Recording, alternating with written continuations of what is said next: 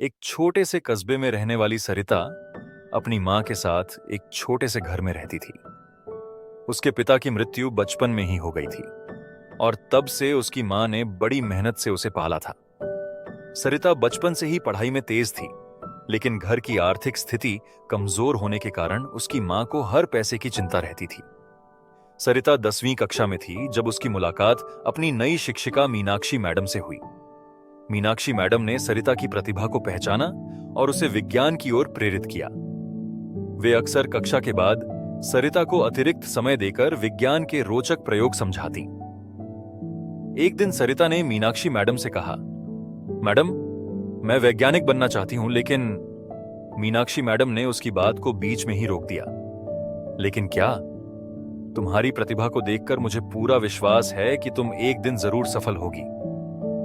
सरिता की आंखें नम हो गईं। उसने धीरे से कहा, मैडम, घर की हालत ठीक नहीं है। मां दूसरों के घरों में काम करती हैं। आगे की पढ़ाई के लिए इतने पैसे कहां से आएंगे? मीनाक्षी मैडम ने सरिता को समझाया, बेटा, जहां चाह है वहां राह है। तुम मेहनत करो, मैं तुम्हारी मदद करूंगी। उस दिन के बाद मीनाक्षी मैडम ने सरिता की मदद के लिए कई प्रयास किए।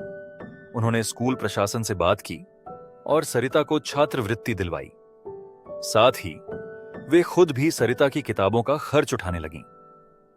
सरिता ने भी मीनाक्षी मैडम का विश्वास नहीं तोड़ा।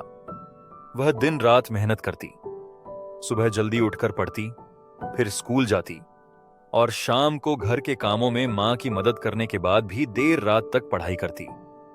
10वीं की परीक्षा में सरिता ने पूरे जिले में प्रथम स्थान प्राप्त किया। उसकी इस उपलब्धि की खबर अखबारों में छपी। स्थानीय विधायक ने उसकी प्रतिभा को पहचानते हुए आगे की पढ़ाई का पूरा खर्च उठाने का वादा किया।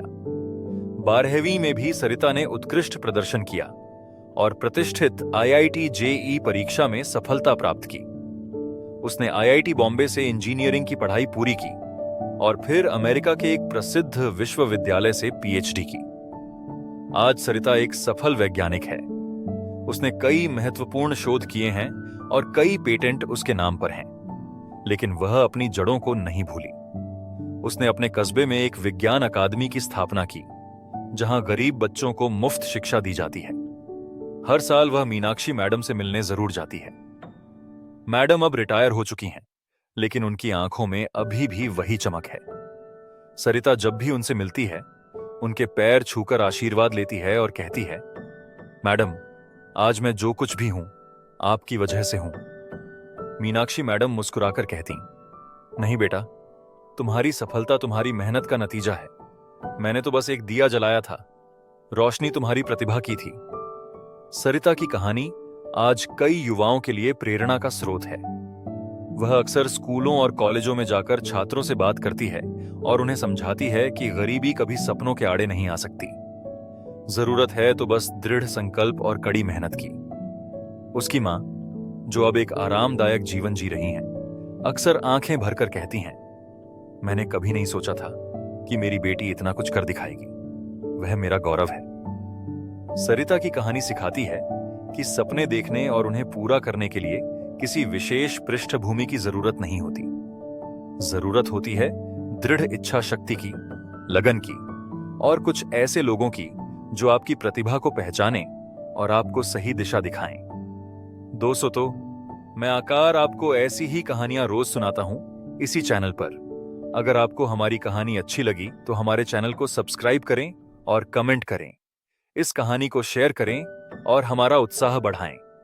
फिर मिलूंगा आपसे कल एक नई कहानी के साथ। नमस्कार।